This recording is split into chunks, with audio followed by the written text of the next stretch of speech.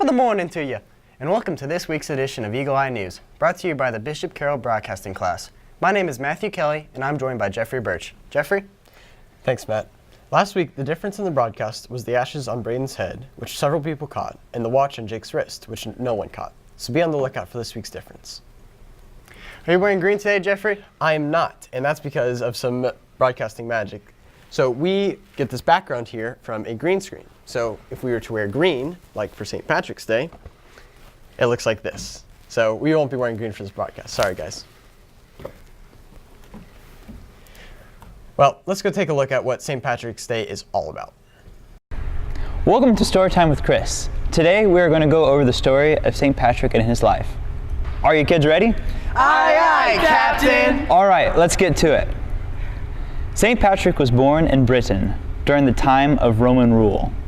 At the age 16, he was kidnapped by raiders and taken to Ireland, where he was forced to tend sheep for 6 years. Eventually, Patrick escaped and found passage back to Britain.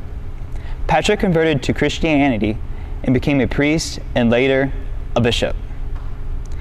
Patrick received a vision from God telling him that he must return to Ireland to preach his word. For the next 40 years, Patrick converted the Irish to Christianity. It is a wide-known myth that Patrick drove all the snakes off the island.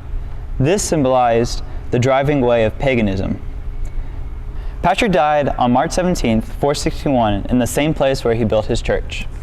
Today, people all over the world celebrate St. Patrick's Day on March 17th. Happy St. Patrick's Day! The spring sports season getting into full swing, let's not forget the last few winter sports who finished their postseason. Thanks, Matt and Jeffrey, and welcome to this week's sports review. First, I would like to congratulate both the boys and girls basketball teams on qualifying for state. We can't wait to see what next season brings. Next, our spring sports are now in full swing, so we will have updates on tennis, soccer, track, baseball, softball, and golf as the semester progresses. Soccer played their first game yesterday at Emporia. We also have an exciting new sport to introduce here at Carroll, fishing. Their first event was March 11th, and we had our 4 sophomores, Ryan Murphy, Chris Sanders, Julian Guerrera, and Jordan Chastain, attend a tournament at La Cena Lake. In other state news, the journalism department turned in one of its best ever performances at a recent competition. Rayleigh Goebel and Katie Gross won individual championships, leading the journalism department to another outstanding performance at the regional contest at Wichita State. All of the student journalists advanced to state in May. Second place finishers were Anna Schmidt, Grace Bissing, Drew Davis, and Allie Gregg. Third place finishers were Michaela Imke, Nathan Leese, Briley Kirshen, Drew Davis, Veronica Lipinski, J.C. Holbrook, Jaden Kaltenbach, and Mary Eberwine.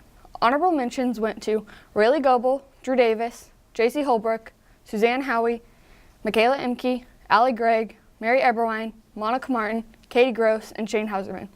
Mrs. Fox advises the yearbook, and Mr. Long advises the school newspaper. One more state shout out to our chess club, who finished first in 5A state and 7th overall in state. Finally, BCTV made an NCAA March Madness bracket challenge this week. Hopefully you joined in time. If you did, be sure to check our ESPN Tournament Challenge for updates. Check our Twitter page for scores that may not be included in this broadcast. That's all for sports. Back to you guys. A few days ago was March 14th, also known as Pi Day. Jeffrey, you're a pretty smart guy. How many numbers of pi do you know? 5. 5 what? 500? 5. Okay. Let's go down to the math department to ask some people who might know a few more digits than 5. We were wondering on the broadcast how many numbers of pi you can recite. About 5. I only know 3.14159. Well, thank you. Well, thank you. That's so sweet of you guys. As a former math teacher, how many digits of pi can you recite? 3.14, that's it. We were wondering how many numbers of pi you can recite. Probably about 6. 3.15149 is it. We were wondering how many numbers of pi you know. Just 4 decimal places. 5. 3.14159. Alrighty, thank you. Hi, Mrs. Fox. How many digits of pi can you recite? What do you mean? Digits of pi. What are digits of pi? You know what pie is? The food? Yes.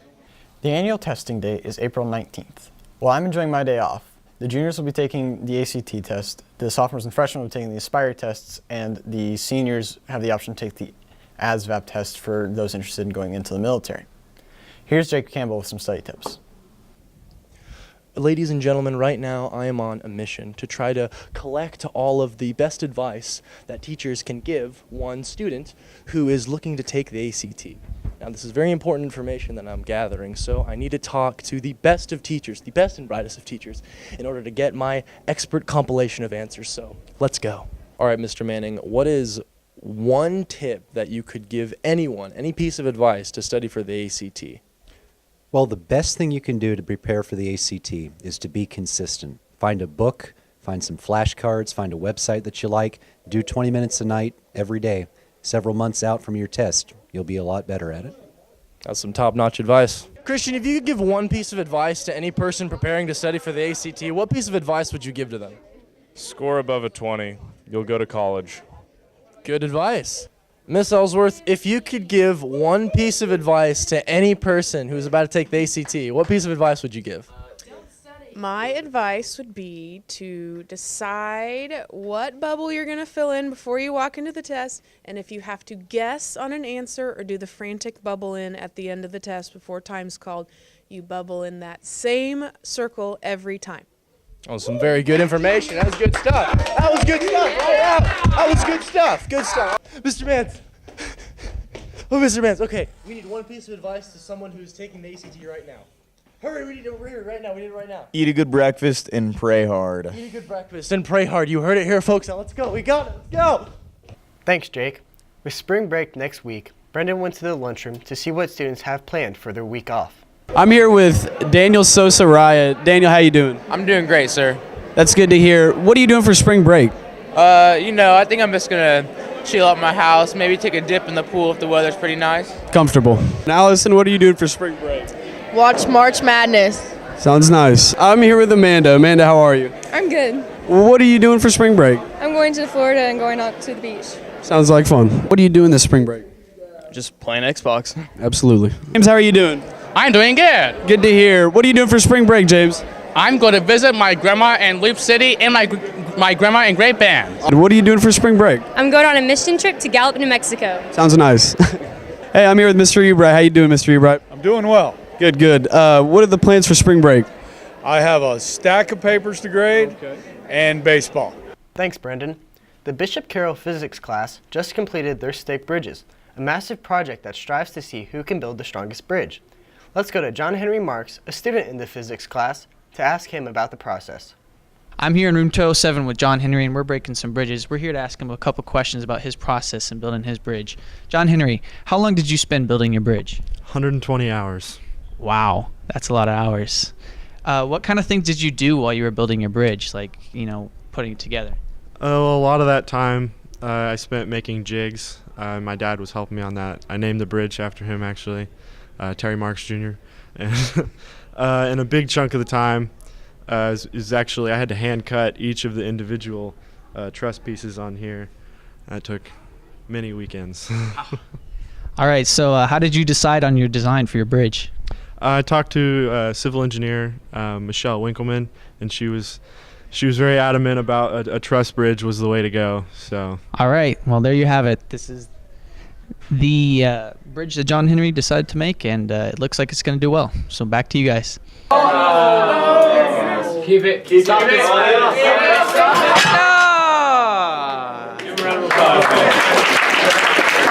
Thanks, John Henry. BCTV will be having a contest in preparation for prom. Students can send their promposal pictures to our Twitter at Bishop Carroll TV or bring them to room 604. The best promposal will win free tickets to prom, so make sure to document that proposal and submit your pics or video, and maybe you and your date could get free tickets. Thank you for joining us, and we'll see you soon.